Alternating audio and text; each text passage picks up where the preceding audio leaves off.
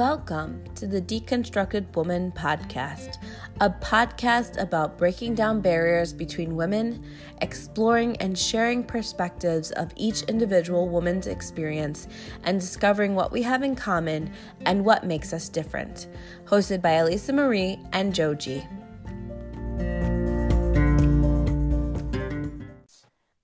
Welcome back to the Deconstructed Woman podcast. Today we're going to talk about an experience that I think most people have at some point in their life, the idea of pruning friendships.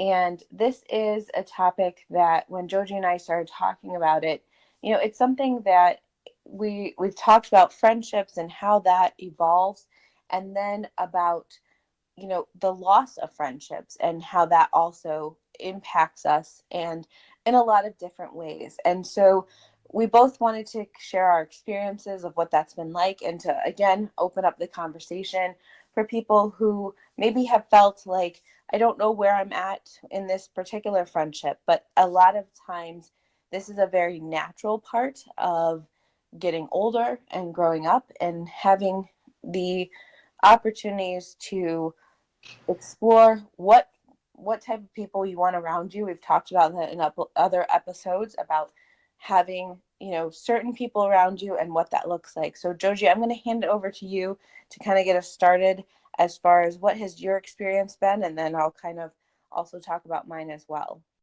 Oh, thanks, Alyssa. My relationships, I usually keep friends for a long time, but it seems like when a relationship is nearing an end or I feel disconnected to the person, one of the things about me is that I have to sort of have a conversation. I have to sort of talk it through so that I don't leave anybody hanging or that there's any misunderstanding. And what's interesting is that when I've talked to other women about how do their friendships sort of come to an end, a lot of women have said to me they just stopped talking to their friend or communicating with them. Back in the day, it might have been by phone, and now it might be more text or email. They just sort of let the relationship that feels very uncomfortable for me, just because I feel like there are beginning, middle, and an end to every relationship. And so I feel like it's important to acknowledge the friendship and say, things are changing or things. I think that discussion is uncomfortable most of the time. Not that I've had many of these conversations, but several times when I've had the conversation, it's led to my friend becoming upset with me and getting angry, almost as if, having to get angry is an easier way to accept the reality that we both know that the friendship has changed. But anger seems to make things a little bit easier in the process. How about you? How has it been for you? If you're taking the lead on dropping the friendship, or if you've been the recipient of that conversation or that behavior, how has pruning of relationships affected you? Yeah, I think for me, it's definitely been an evolution. I think the very first time, and I think that, when we have talked about in the past, like the college years, I think are really a transformative time. And my college roommate and I went different ways after college. And that was something I wasn't anticipating. And something that honestly, till this day, still irks me and is difficult because we spent, 4 years. She was living down the hall from me, and then we moved in together the second year of college. And, you spend so much time with these people and you are finding your footing and planning out your career and whatnot. And we talked about we were going to be in each other's weddings and raise our kids together and all of these kind of ideas of what it was going to look like. And then what we found, or what happened, was that as soon as college was over, she had moved across country and we lost touch. And I had reached out to her a couple of times, maybe like once every 6 months, just to say like, hey, how are you doing? Like, how are things going? And her response was, why are you checking in on me? What, I don't need anyone to keep tabs on me.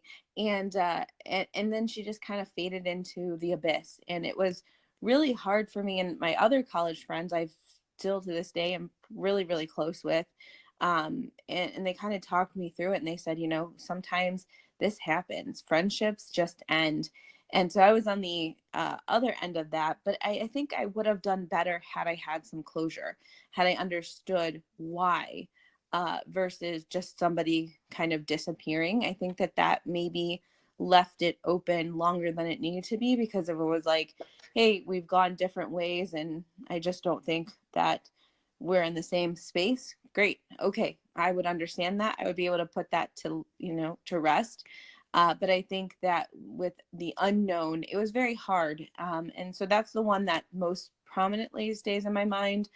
I think other friendships, again, have just kind of faded into the distant past.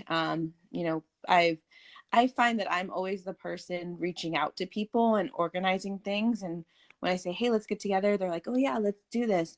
And then, if I don't organize things, I don't see them as much. And so sometimes I'm like, I'm kind of tired of organizing everything. So let's just kind of see who reaches out to me, and those are the people that I stay in contact with, and the people who don't, I don't. So that those are probably like the one I think that a lot of people can probably relate to is proximity. I think that that's a very strong factor in friendships, to some extent. I think I still have friends who are all over the country who I keep in contact with. Maybe we call it once a month or every other month, and you know uh, there's those friendships where you pick up the phone and talk to them and it's as if you never missed a beat. But I do think that proximity plays a role in just who is in your, very inner circle at times too, because the people who I spend the most time with live pretty fairly close to me. And those friends who, when I lived across on the East Coast, I don't talk to them as much, and I try to reach out. But it's just by proximity alone, friendships have ended. So I would say those are probably the ways that friendships have ended. I think it's been a more like natural progression. I haven't had to have quote unquote the talk. But I think as I'm getting older, that's probably going to be more um, more likely to occur, because I am not planning on moving anytime soon. So, as much as I was moving in my younger years, now we've bought a house, we're here. So, I think that that's part of it too. Yeah, I agree with you. I think proximity is, is a huge impact on maintaining relationships. And ironically, nowadays we have, the ability to have virtual relationships in such a more sophisticated way with video calling and texting and checking in, whether it's going to be long or short. I mean, really, the technology to support friendships are so much greater than they were 20, 25 years ago. So I do think that proximity is definitely a factor in the maintenance of relationships. I think about when we were talking about friendships and talking about the second half of that and talking about pruning, one of the things you had said, which I had no idea about before we started talking about it, was how COVID really pushed the issue of pruning friendships. And I ended up doing some, research online just to look at that information. And it was amazing the number of articles that are out there using the word pruning, friendship, and COVID. And it really became clear to me that during COVID, the real issue was that you were limited by the number of people you could physically see because of COVID. And so, who was going to make the cut? Who are the people that you were going to stay in touch with during that time where there were so many restrictions? And really, with that, a lot of relationships naturally got pruned just because there wasn't enough time, or you had to be creative to maintain those friendships. So I found that to be really interesting. I don't think I quote unquote pruned any friendships during COVID. I think that, that everything just sort of stayed status quo. We definitely saw each other less probably than maybe we would have otherwise, but the nature of the relationships didn't really change per se. So I thought that that was really interesting. And I don't know if that's just because of my age or just because I don't really talk to my friends a lot during the week. And I don't see them very often just because our lives are so busy. But I thought that was a fascinating correlation between COVID and relationships and pruning. Um, I know you spoke about this to me, Alyssa, but do you have any other thoughts to add to about pruning and COVID? Yeah, I mean, I think that that is, I mean, again, I moved right in the middle of COVID, or like the day of the shelter in is the day I moved, and so I think that for me, that that stood very true. But I think that there was factors again, that proximity piece. I only moved 10 minutes down the road, so it wasn't like I, moved cross country. But in that move, those friendships that we had kind of established in the first, 5 years that we'd been here, really I can't think of many of those friendships that I those individuals that I still talk to. um and so I kind of restarted, but the friendships that I was starting here started off very slow. I mean, we weren't having people over. I remember yelling across the street to our new neighbors, and them saying like, welcome to the neighborhood, but nobody got together for that first year. So I think that that influenced my experience specifically. But I also think that there was kind of this movement of, when you were saying about you couldn't see people as much. I mean, there was a lot of kind of integrating families, at least like the younger families. And, okay, this family and us, we're going to hang out. But we all know that, you've kind of let them enter into your inner circle, if you will. And so it's like, okay, this is so our children still socialize, so they are not completely isolated. We have these families. And then you became really, really close with those individuals, but you couldn't do that with everybody. And so you had to really pick and choose and make sure that the family that you were integrating with is on the same mindset. If anybody is not feeling well, they don't hang out with you, and making sure that they feel the same way about you about masks. And so I think there was a lot of discussion about all of that. But it definitely changed the landscape of my friendships. And I think that I kind of lost touch with a lot of people because we turned inwards, if you will. And family, and I spent a lot of time with my family, more than I think I ever had before. And so friendships went kind of to the wayside for a moment, just as we were trying to figure out what was going on.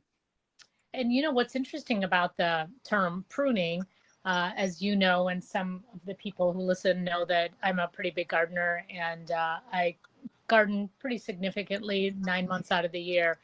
And when I think of pruning, and the concept of pruning and gardening is really about refreshing, or reshaping sometimes, or also producing new growth in plants. And so I often think, when I was thinking about this topic, and talking about it today, thinking about, is that what pruning does with friendships? I mean, what is the analogy? How does the analogy work with friendships? Because, we do outgrow people, whether they're friends or, family, even sometimes, I think. And so when we prune a friendship, or we prune people in our lives, I mean, part of that is really, um, to allow us to get rid of some dead wood, and also increase the production, usually of fruit or flowers, in a plant. And so I I love that idea. I love the thought that, oh, pruning is really a positive thing. I mean, it's an intentional thing, and it's done to keep the overall plant very healthy. And so in certain ways, I feel like, wow, that is really, it's a positive image that comes to my mind. Though I am one of those gardeners that hates to prune anything or lose anything. I hate to kill a dying, kill a living plant. As my husband will attest to, I have to share everything. I can't just throw it into the recycle, or, into the lawn bag. And so there is still a hardship that comes with pruning something that might be a significant part of a plant. And so I don't know. I mean, you're busy with kids, Alyssa. What does that pruning image or metaphor with planting change the tenor of pruning friendships, or do you think it's still the same harsh reality? How does that sort of sit with you?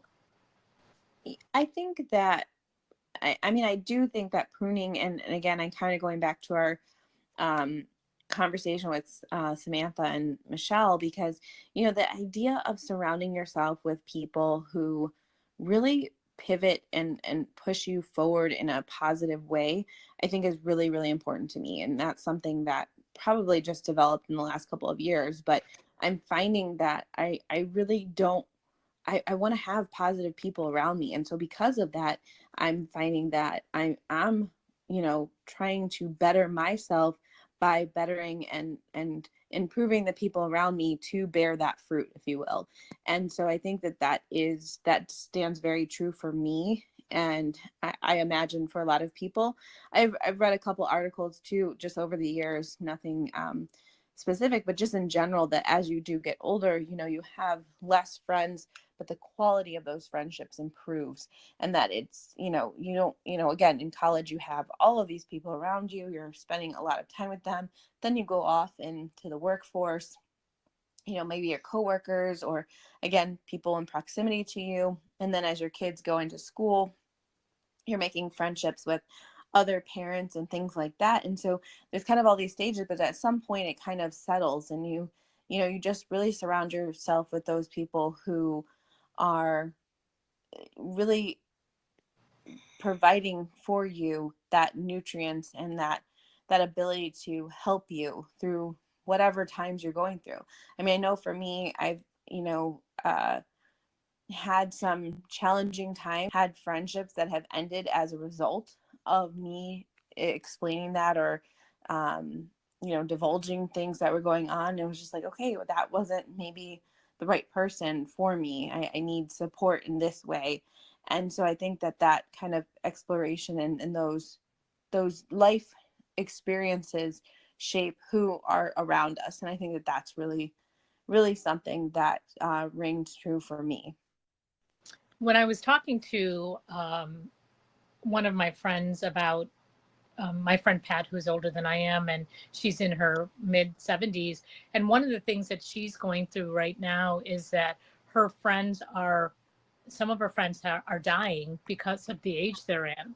And it's something that, as I watched her go through this, it's been quite devastating, because it is a pruning of force in a way, but it's almost like the tree has fallen. Like, I mean, and we could have a whole discussion about that.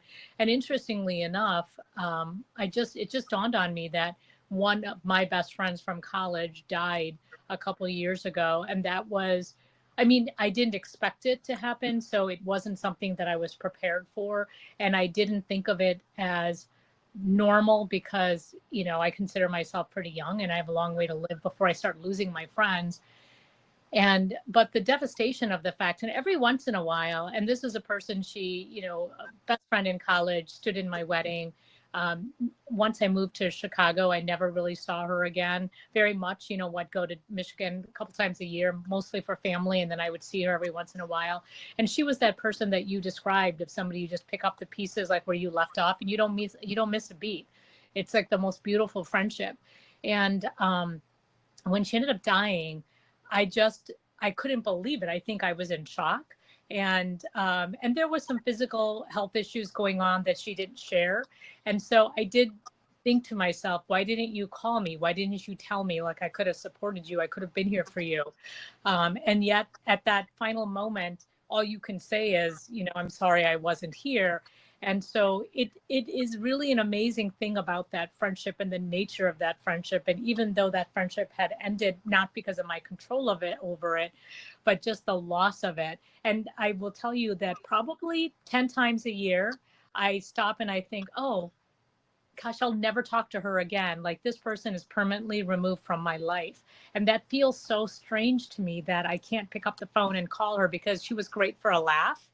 And those are the kinds of things that I think, boy, we're gonna come to an age, where we don't have control over our friends leaving us, and they don't want to leave either. But it's just their time has ended on this earth and they're going. And so, I think it is important to think about the friends that we have, and the ones that we do nourish, like you had said, because those are the ones that are really important. And I think about my friend, and I think about all the things I didn't get a chance to say to her, because by the time I saw her, she was unconscious. And so, like, it's such a sad sort of thing, but a good reminder that, you know, we keep people in our lives that are important to us and that are deserving of our time because our time is so limited. And so really do pay attention to the people that you love and want to, and let them know you love them, because sometimes we don't have a chance to say what we want to say. But also at the same time, I do think that pruning friendships and pruning relationships that no longer serve you are also a really good opportunity to open up that space in your heart for other people and open up your time, because friendships do take time. And you're so busy. We're all so busy right now. And so it just sort of feels like choose wisely, choose the people in your life, because the most valuable real estate there is time in your life. And so I got a little melancholy there. I apologize for that, because I'm thinking of my girlfriend that I miss so much. But she was.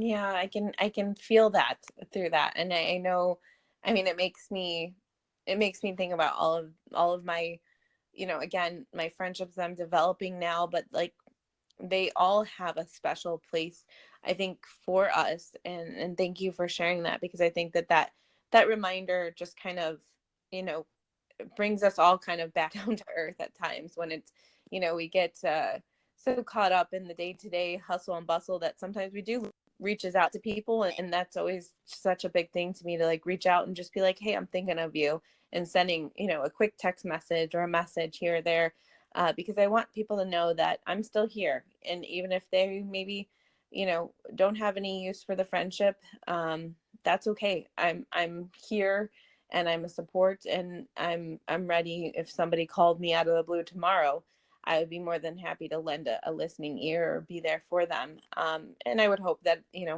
that my friends would do the same for me. And I think that is a really important thing to remember, and to, like you said, tell them that you love them and that you care about them, because you never know what tomorrow brings. But I think that it is a good reminder. And I was thinking about, there's so many changes that we go through over time, so many ways in which we, evolve. I think that's what the verbiage that I used at the beginning. And I think that that's very accurate and true, is that friendships are an evolution, and they, again, each stage of your life is a different need. And I think sometimes you need people to rally around you and help you in certain stages, and sometimes, you're just consumed in the day-to-day bustle, and that's, not as much of a focus. But I think that no matter what, we are social animals, and we do need people around us to support us and to be there and to interact with. And I think that it's always just something that very rarely can you just go through life without interacting with anyone.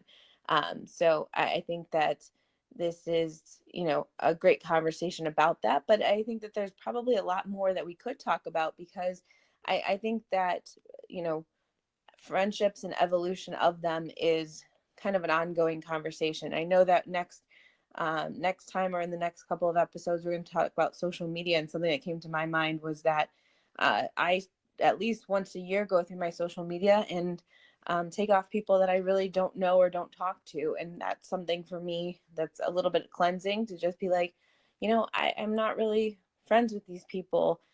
They were there maybe from high school or earlier or whatever. But, I think that there's a lot of different ways in which we prune people, whether it's having that conversation or talking to them in person. But I think that it's important to always kind of remember that we all change and we all grow, and that's okay too. Yeah, and I will say that this podcast sort of experiment that you and I are doing has been a great way for me to reconnect with some friends from people I haven't talked to in decades. And so it has been really a fun experience, because this is just another access point, I feel like, for people that have shared their comments, you know, either on the Facebook page or direct comments that I have found that they've listened. And it's been really an interesting way to reconnect with people, not to have the kind of maybe fast and furious relationship we had at one time in our lives, but to stay connected and to for them. I mean, clearly I feel supported by them because they let me know that what we're talking about is valuable, and they share ideas and things and do it very quietly. And we're not actually like rekindling a friendship, but at the same time, I feel more connected to them than I have in a really, really long time. And so this podcast has really become a platform for connection for me too, which I love. And so it's really been a wonderful way. And as you also mentioned, I want to give a shout out to um, our mentoring podcast buddies, Michelle and Samantha from the podcast Build a Wealthy Spirit. They have been fantastic. And as you referenced the conversation we had with them several, I want to say months at this point about their podcast and how they have found through their process that friendships and who they want to surround themselves are like-minded people who have the same kinds of goals. And I do think that that's a key point in as we evolve as people. Those are the people that we keep in our lives, are the ones that say, stay so similar to who we are and where we're going, because otherwise what do you have to stay connected around? And sometimes superficial things to stay connected around don't really mean anything long term, and that's where relationships can fade and things like that. But anyway, I just wanted to give a formal shout out to Michelle and Samantha on their podcast. But as we wrap up this, have any final thoughts? No, I think we kind of covered it. I think that there's, again, like it's, when we first talked about this, I was like, oh goodness, this is a hard topic. And I think that we did touch on some hard things because, the loss of those friendships is a loss. And I talked about, my loss and yours as well. And that we go through that grief process with it. But at the end of the day, we have so much more that we have, those around us that surround us and support us and provide us with so much enrichment and nurturance in our lives. And so I appreciate being able to talk about this, and I look forward to our next conversation. Yeah, thanks. One last thing I want to say before I didn't know I was going to say it, but I'm going to say it is sort of something to us as women.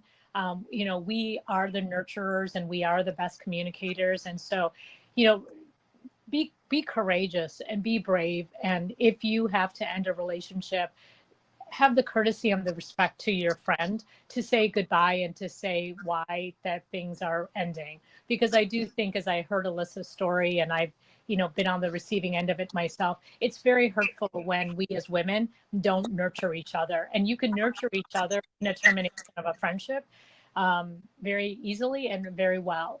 And there might be a negative response like I've had in my life with people I've had to say goodbye to, but ultimately every relationship deserves an ending. And so I challenge us as women to do the right thing and to role model for our young girls in our lives that, you know what, we can say goodbye and still love each other and be kind to each other. And so that's where I'm signing off, to say that let's create a better world where people can share their thoughts honestly and authentically and not hurtfully, and to do it in a way that makes everybody feel okay. So that's my final comment. And with that, I'm going to be signing off. Thank you so much for listening to another episode of The Deconstructed Woman with Alyssa Marie and Joji. And we will talk to you again soon. Bye.